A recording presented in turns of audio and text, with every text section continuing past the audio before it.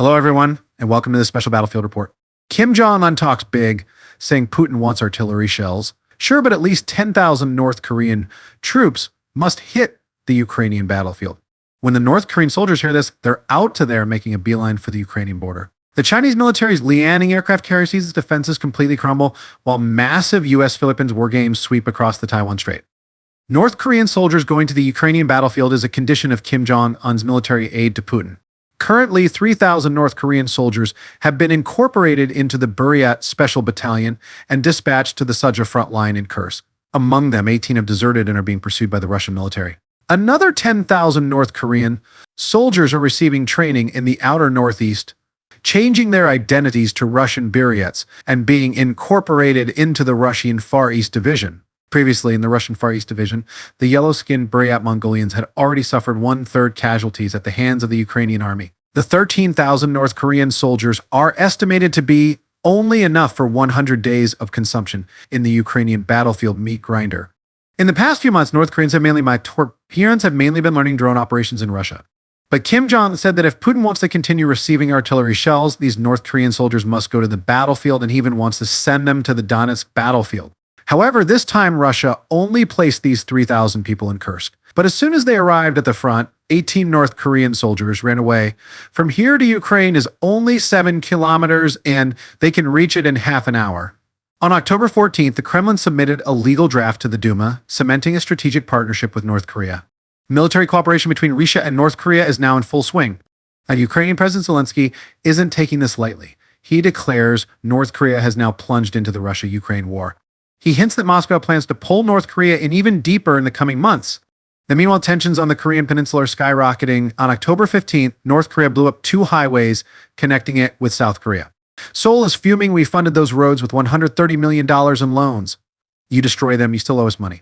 Last year, North Korea labeled South Korea an enemy state and began severing road and rail links.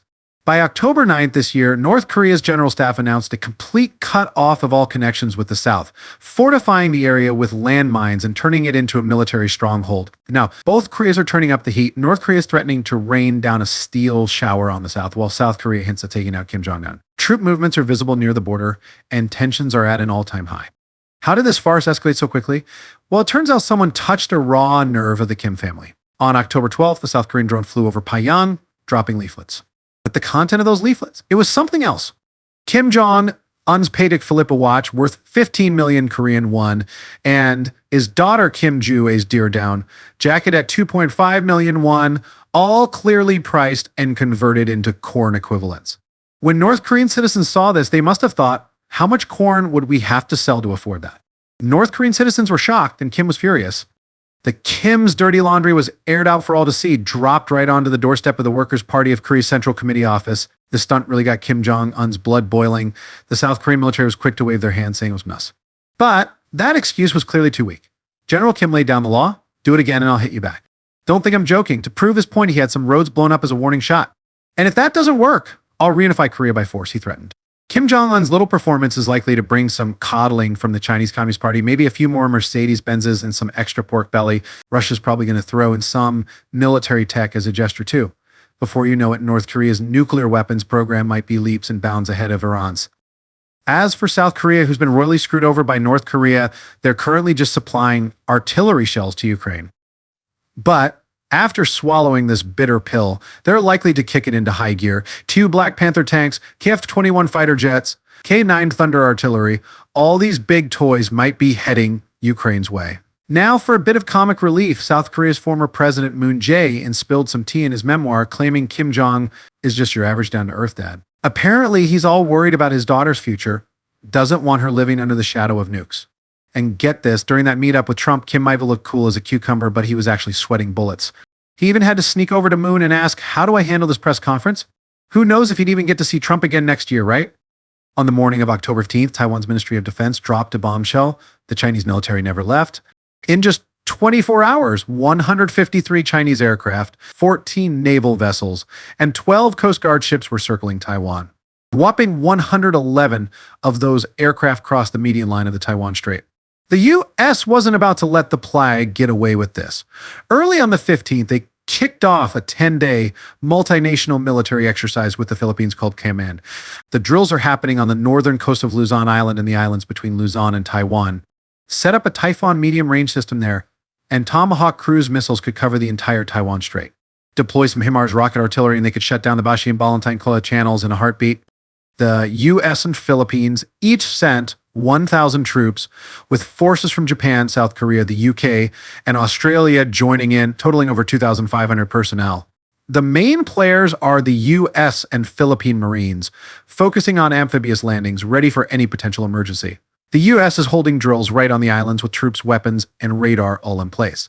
10 days of full alert. Korean and Japanese islands are on high alert too, just waiting to see if the CCP dares to make a move. Speaking of CCP moves, the Liaoning aircraft carrier became a laughingstock when Japanese photographers got up close and personal. The Chinese Defense Ministry spokesperson tried to save face, saying the Japanese photographers were just seeking attention. Isn't that ridiculous? In wartime, if a carrier can be photographed at close range, it means defenses have been breached, coordinates obtained, and it's vulnerable to attack at any moment. Was the Liaoning in real danger then? If it were a U.S. carrier, forget about photos. Anyone who dares a bear's approach gets a warning. Then they're driven off, and if they still don't leave, they're shot down. Looking at the Chinese Defense Ministry's reaction, do these folks even grasp this concept? The day the U.S. announced the exercises, China rammed another Philippine ship in the South China Sea, clearly trying to divert U.S. attention. So meanwhile, the Liaoning carrier took a spin around the South China Sea, and China announced naval drills in the Yellow Sea from Wednesday to Friday. The U.S. is watching this string of moves closely. Pentagon's General Aquino warned that if China tries anything funny, they can't say they weren't warned. The implication? If China keeps pushing its luck, the U.S. will take direct action. Any collateral damage would be on China's head. The Chinese Foreign Ministry is still parroting that Taiwan is China's internal affair, not to be interfered with. Come on, when has the U.S. ever said Taiwan is China's internal affair? When the U.S. talks about one China, they're referring to a geographical concept. This joint U.S.-Philippines exercise is telling China, you want to try something? The Philippines can move north to the Taiwan Strait at any time. Okinawa is ready in the north. The Liaoning could be sunk in minutes. And U.S. Marines could land in Taiwan at a moment's notice. As for Xi Jinping, this 10-day U.S. exercise has thrown a wrench in his plans to move on Taiwan before the U.S. election. But he's been drumming up support within the military, and now if he doesn't act, he'll lose face. So he's counting on North Korea to make some noise, which is why we see Kim Jong-un jumping around. Speaking of Xi's international situation, it's a bit like Iran's, wanting to be the big shot but lacking muscle, and allies aren't much help. Israel's threatening lethal, precise strikes on Iran, and Iran scrambling for help, telling Arab brothers, we're all one Islamic family, all Middle Easterners, you gotta save me. They're telling Israel to hit them lightly, promising not to hit back. They're not just asking Arab countries for help, they're lobbying the U.S. and even getting Russia to back them up. Russia's response is interesting. We won't disclose if our strategic cooperation with Iran includes mutual defense clauses. The subtext, pay up and we'll protect you. Look at how Western countries operate. The U.S. and Western allies protect Ukraine and Israel with nonstop aid. Just sign a receipt, we'll settle accounts later. So, while it looks like the CCP might make a move in the Taiwan Strait anytime, in reality, Xi Jinping is more uncertain than anyone. Once he takes that step, there's no going back. The U.S. has real confidence not just in strength, but more importantly, in having true allies. Bottom line, the CCP has made a lot of money over the years, but they've released viruses to disrupt the world, tried to subvert democratic systems, and expanded outwards. The international community has seen through their true nature from the reactions of the U.S. and its allies in this Taiwan Strait crisis, and the attitudes of neighboring countries. Forget about unifying Taiwan. The CCP might not even be able to protect itself. That's all for today's special report. Thanks for watching, folks. Stay tuned for more of Russia's finest military comedy. Don't forget to like and subscribe for your daily dose of chaos.